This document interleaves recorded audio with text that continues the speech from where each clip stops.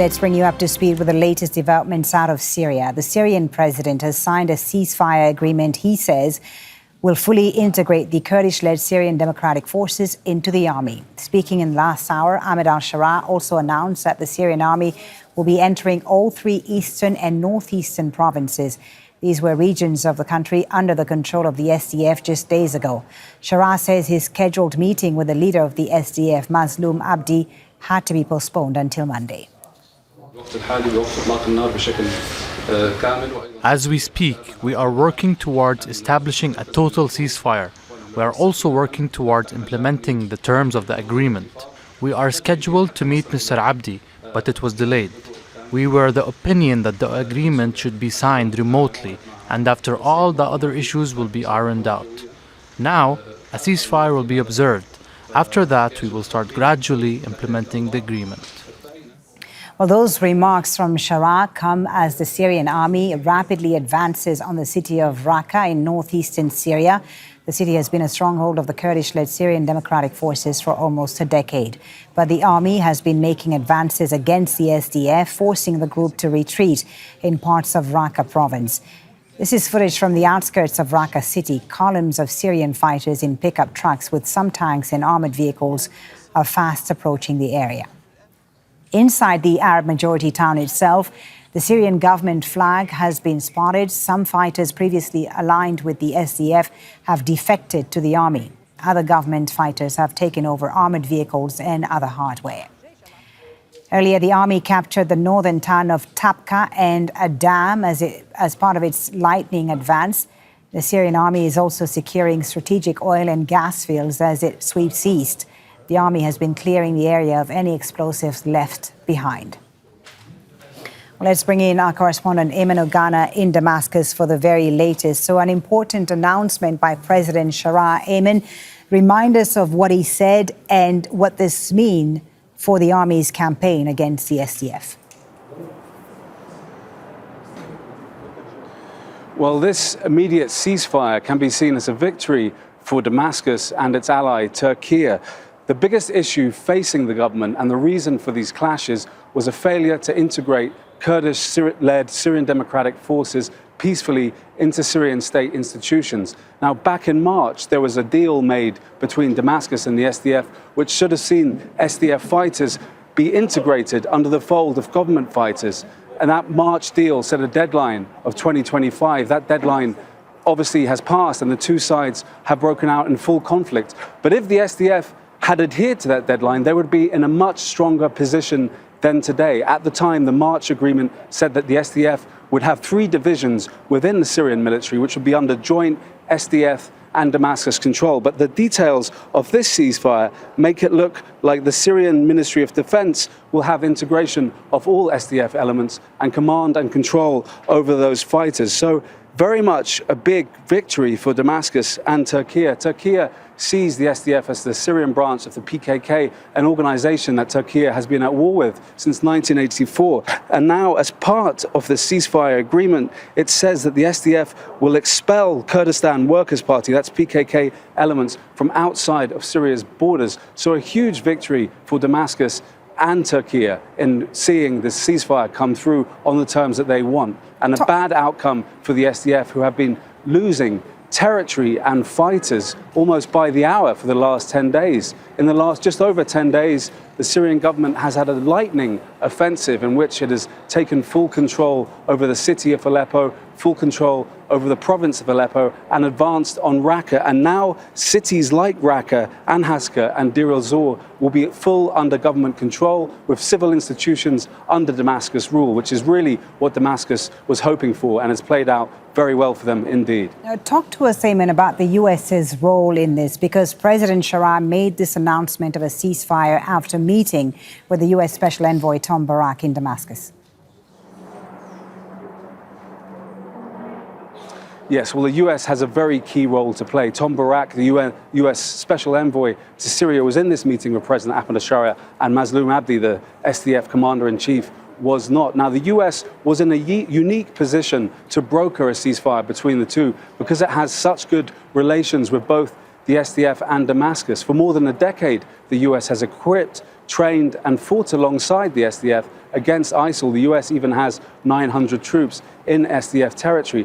But interestingly, the dynamics between the US and Damascus have changed dramatically over the last year or so. It wasn't that long ago, just over a year, when the US considered President Ahmed al-Sharaa a designated terrorist with a bounty on his head. But that's all changed after the fall of the regime. Last November, President Ahmed al-Sharaa was in the White House, where he was feted by Washington and formally joined the anti-ISIL coalition. Ties with Damascus, many Kurds might feel that the US is favoring its relationship with Damascus over the SDF.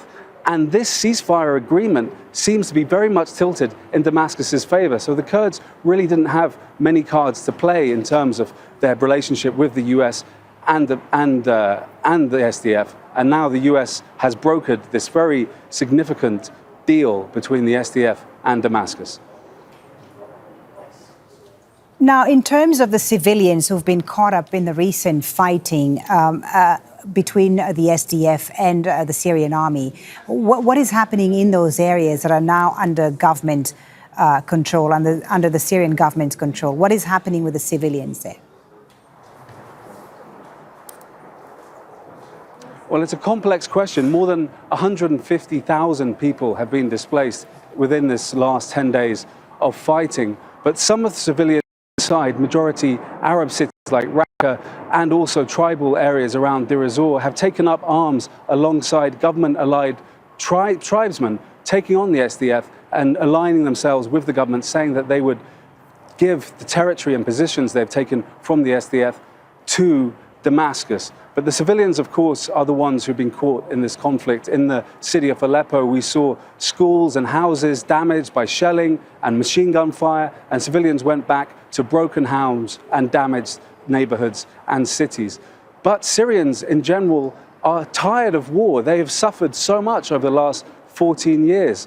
Estimates vary, but some 600,000 Syrians have been killed in the last 14 years. 150,000 are still missing, and more than 14 million have been displaced both internally and externally. Now, we've spoken to Syrians, including Syrian Kurds in Damascus, about how they felt about the fighting in the north, and pretty much everybody said they just wanted a peaceful solution. So this solution might be welcomed by many Syrians. It also helps that President Ahmed al-Sharaa made a special decree guaranteeing the rights, the ethnic, cultural, national, linguistic rights of Kurdish people in Syria, including the recognition of holidays and the right to teach the Kurdish language in schools. That has helped curry him favor among Syrian Kurds, and this might be an opportunity for Damascus to enjoy its sovereignty all over Syria, and as well as enjoying the support of the population who really just want peace and want to focus on other issues. Many people we spoke to are more concerned about the economy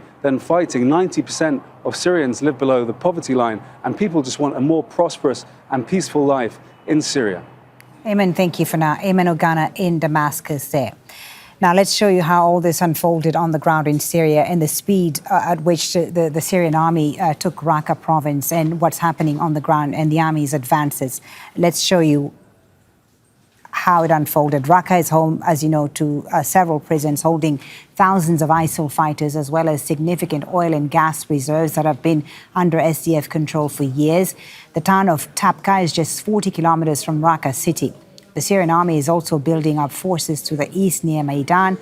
Fighting is also flaring up in other parts of the country, including Deir Az Zor, another major stronghold of the SDF. It has some of the biggest oil and gas fields, one of them just a few kilometers east of the city.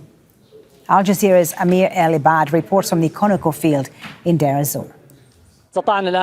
We are now positioned at the main gate of the gas field. Access has been completely restricted due to concerns of any potential landmines or hidden tunnels left behind by the SDF. Security units are conducting a thorough sweep of the area. The entire facility is now firmly under the control of Syrian government forces. Earlier, clashes had erupted between tribal forces and the SDF across several areas in the eastern part of Deir Az Zor. Similarly, the Al-Tanak and Al-Omar oil fields, located just a few kilometres from here and formerly used as a base by the international coalition forces, are now also under the Syrian government's control. Let's discuss these latest developments now with our correspondent Ali Hashim, who's covered Syria extensively for us, and also Jamal Mansour, from the University of Toronto, a Syria analyst and lecturer. Thank you both for being with us. Jamal, let me start with you and the significance of this ceasefire that was announced by President Jarrah a short while ago after the rapid advances we saw. Will it last? Thank you for having me again, Foley. It's been a very eventful day. I think, yes, this has every opportunity of lasting. I think it's going to lead. There was a bottleneck. One of the things that was happening was the Americans had been making it clear for some time right now that everybody's going to come to the negotiating table and we will have a solution under a unified Syria led by the coalition that went into Damascus, basically Ahmed people are going to come to the negotiating table, preferably, willingly, if not kicking and screaming. And what we're just looking at right now is the SDF being dragged into the negotiating position, kicking and screaming and losing a lot of the leverage that they had. Had they taken the agreement 2 months ago, for example, they would have had more bargaining chips. They would have had a bigger leverage. The problem was the ask was a little too big. Turkey was blocking any type of semblance even of anything that resembles a decentralized rule, some kind of in low-key, let's say, presence of troops that were not being distributed around so that there was no power block that is Kurdish predominant and Kurdish nationalist driven inside the Kurdish predominantly inhabited areas that were former SDF under some form of agreement. The SDF could not give that away without being forced towards it. And what is happening right now, brokered by the United States, pushed on by al-Sharaa and covered by Turkey's external sort of presence that is also a push against the SDF, has dragged the SDF into an untenable position except for negotiation under duress in terms of an agreement that is more favorable to Sharaa than the SDF. This is what we're witnessing right now. Okay. Joining us now also, gentlemen, is Kamaran Palani, who is a Kurdish principal investigator for the Peace Rep Iraq program at the London School of Economics and Political Science. Thank you so much for coming back on. I want to get your reaction to this ceasefire. As we heard from Jamal there, it seems that the SDF had no choice but to accept this ceasefire. What do you respond? Thank you again for having me. I would start with saying that given the current, as well as recent violent clashes between Kurds and the new Syrian authorities, as well as the indirect involvement of Turkey, there is now a deep mistrust among Kurds towards the current leadership in Damascus. So the point to make here is that trust, if the long-term objective, can only be rebuilt if President al-Sharaa offers meaningful guarantees and autonomy and demonstrates independence. This is a critical point, demonstrates independence from external pressures. I totally agree with the assessment that SDF has no longer the same leverage of, let's say, to early 2025, March 2025, when they signed an agreement, but they still have the capacity to destabilize the region if they decide to. So they have been significantly weakened, but they are still in a position to be taken seriously, to be taken into any negotiation about the political future of Syria, specifically this part of the region. And then the last point, the other point to make is that, it has been clear to almost everyone who have been observing the region that the Kurdish control over Arab majority provinces will not be sustainable in the long run. In the past, there were two key conditions that made this rule stable. First was that First of all, these territories were taken from ISIS. The Kurdish groups contributed to the defeat of ISIS militarily, and as a result, they controlled these territories. And the second condition was that the Assad regime was in place. For the local Sunni Arabs, it was preferred to be ruled by Kurds than by the Assad regime. All of these conditions no longer now available. So it was very clear that from these perspectives, so the sustainability of Kurdish control over these territories won't be guaranteed actually in the long run. Let me ask you, please. Let me ask you, thank you so much for that reaction. Let me ask you, Kamaran, you talked about the fact that the Kurds, there's a mistrust between the Kurds and the leadership in Damascus. But what about unity among the Kurds? I mean, do the Kurds trust the SDF to be the ones defending Kurdish rights in Syria? Yeah, the two elements. I can answer your question through two different points of view. First, it was really clear in the past there were divisions among the Kurds, and there were rivalries, etc. But this particular time, actually, currently, Kurds have never been as united as they are in terms of backing the SDF call for local autonomy. Okay. Interestingly, even the most rival Jamal, sorry to interrupt you. Jamal, do you agree with that? SDF. Do you think the Kurds are united behind the Yeah, I mean, before, sorry, can I give you an example? Okay, so go ahead. This can be the basis of discussion. In April 2025, there was a political agreement among all Syrian Kurds, including those who were the most critical to the SDF for many years, including those who were very close to Turkey, very close to Ankara. So they signed an agreement. What was signed in the agreement? The key point was the call for decentralization and the call for local autonomy. So when it comes to the local autonomy as a political project for Syrian Kurds, I don't think there is a single Kurdish political actor that does not endorse this. Okay. Jamal, your thoughts. Call. Jamal, do you agree with that there is full Kurdish unity around the SDF today? Well, there is and there isn't. I agree with Kamran on most of what he said. Thank you for the addition, Kamran. I just wanted to also add to this that he was talking about changed context, and the context has changed. And it changed in the past 24 hours to a point where things are no longer the same thing as they were a week ago, a month ago, a couple of months ago, in terms of internal Kurdish politics. Let us remember that Kurdish solidarity is not Syria-specific only. There is a sort of ethnic solidarity between Kurds in the various regions they are in Iran, in Turkey, in Iraq, but also in Syria.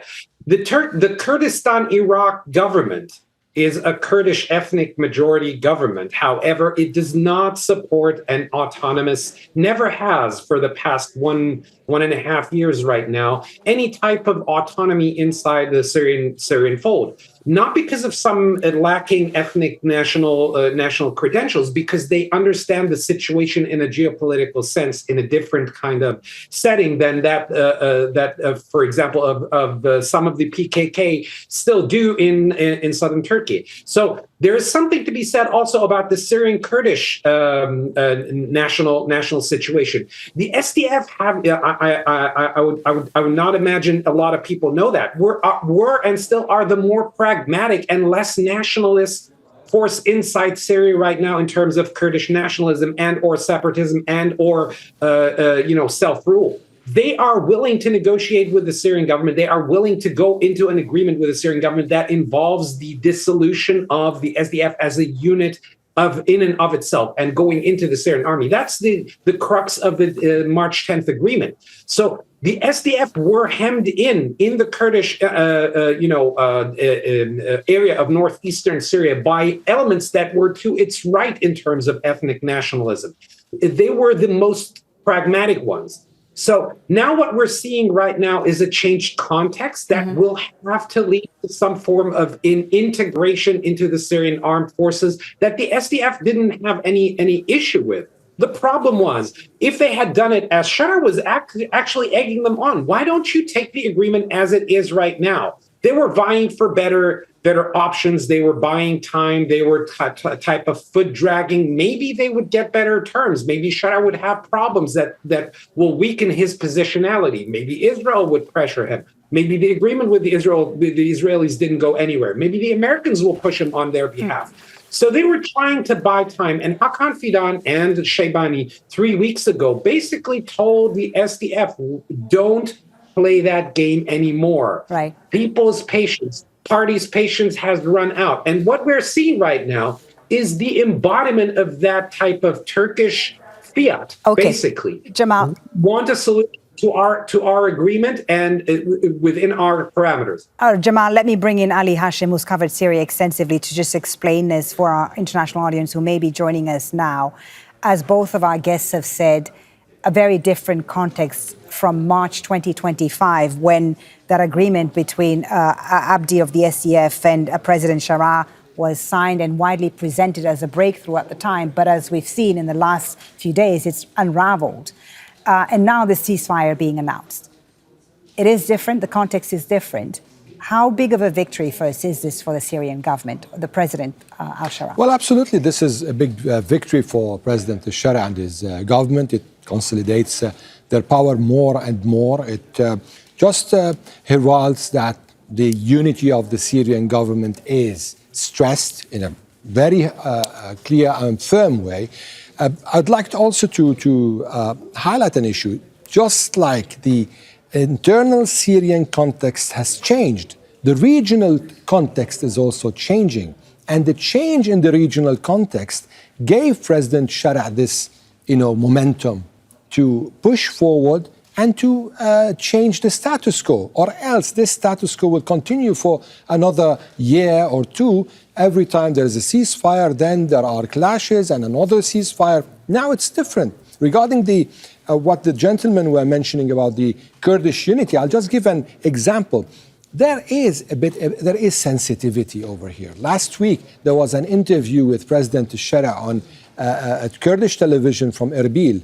And the television canceled this interview, despite the fact they had the full interview, because he was harsh on SDF in his words. So yes, it's a complete, let me say, blend of factors that led to this moment that we are seeing. So what does this mean, Ali, for the SDF? Is this the end of the SDF as we know it? As it was. Yeah. The situation is different today. The territorial gains are different today. The government is advancing and taking more areas. Is this going to mean a change in direction with respect to how they are going to be represented and whether they are going to have more political role in the new system? Because as a military, let me say, force, they are going to integrate, given the latest deal. And they are going to integrate not the way Mazloum Abdi wanted in the past, whereas he wanted this group or this force to have its own, let me say, nuance, to have its own, exclusivity. Now, the Syrian government is saying this is going to be part and parcel of the Syrian armed forces, and the Syria's government is going to have a say in the candidates that are going to be chosen for the army. Also, part of this deal, any non-Syrian factors, elements,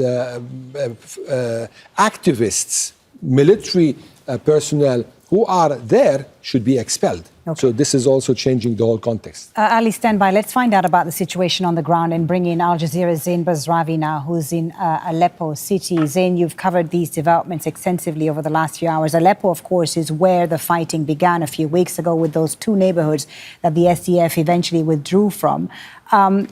With this ceasefire announcement, what are we expecting on the ground? What are we going to see? Is that going to be immediate, or is the Syrian army going to try to push in further into these areas still held by the SDF? Well, we've been reaching out to our contacts in the areas of operation where we were earlier today in Tabqa and elsewhere. And at the moment, we're not hearing any updates, but that no news may be good news in this circumstance. What we've been hearing from soldiers and from the Syrian military commanders and from Damascus all along is that they intend on pushing through and creating a singular Syria under central command, under central control, under central authority. And with that, we've seen this rapid advance. But this story has been moving quicker than sometimes that we've been able to keep up with. But there are certain realities. The SDF is in a very different position now, different from its negotiating position that it was in a year ago, a few months ago, a few weeks ago, a few days ago, and even a few hours ago. And the reality is that the momentum has stayed on the side of Syrian government troops who have moved quickly and advanced very, very fast across Aleppo province, into Raqqa province, and towards Raqqa city. Looking at this, the terms of the ceasefire agreement, the initial read of it, it seems to reinforce the official capitulation of the SDF of areas that the Syrian government already controls. But it is a deal that seems to also slow the bleed for the SDF, securing agreements with regards to the Syrian Kurdish stronghold of Kobani, which is in many ways becoming increasingly encircled with the pincer movement we've seen the Syrian security forces carry out over the last 2 or 3 days. So at the moment, this seems like the best way forward. I say with some trepidation, it does seem like cooler heads are prevailing in Damascus. And the reality on the ground here, something that I do want to talk about, even as the fighting was ongoing, the Syrians that we met, the people that we spoke to in the areas that are now under government control once again, there seems to be more of an appetite for peace than destruction. We came across the bodies of Syrian Kurdish fighters. A Syrian military commander came and spoke to us and said they would be prepared for burial. At the end of the day, they are still human. So there does seem to be this prevailing sense that whether it's Syrian Arabs and Syrian Kurds, at the moment Syrians are killing Syrians. And that is something that everybody here wants to see an end of. What are you hearing, Zain, about Deir Az Zor and Raqqa city and the army's advance there?